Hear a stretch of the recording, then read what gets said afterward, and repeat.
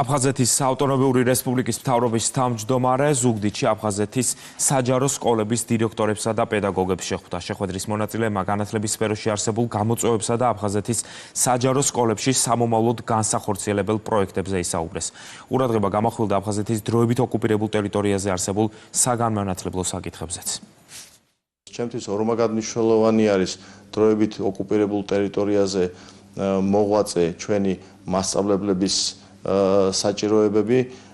მე მინდა ვისარგებლო შემთხვევით და მადლობა მინდა თითოეულ მათგანს გადაუხადო იმ ყოველდღიური გმირობისთვის, რასაც ისინი ჩვენი მომავალი თაობისთვის ანხორციელებენ. ჩემთვის ასევე ძალიან მნიშვნელოვანია, რომ ჩვენს პედაგოგებს მიეცეთ საშუალება საგაკვეთილო პროცესის შესაბამის გარემოში ჩატარების. Გამიხილეთ ყველა ის გამოწვევა, რომელიც არსებობს როგორც ჩვენ საჯარო სკოლებში, ასევე ოკუპირებულ ტერიტორიაზე, სადაც ვითარება კვლავ მძიმედ რჩება.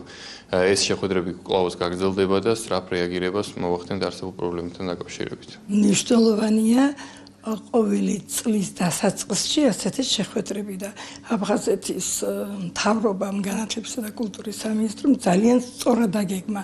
ეს იყო ჩვენთვის მხარდაჭერა. მოგვისმინეს, ჩაინიშნეს და დაგვირდნენ, რომ გაიცნობიან ყველა აღნიშნულ პრობლემას და ეტაპობრივად შეუდგებიან მოგვარებას.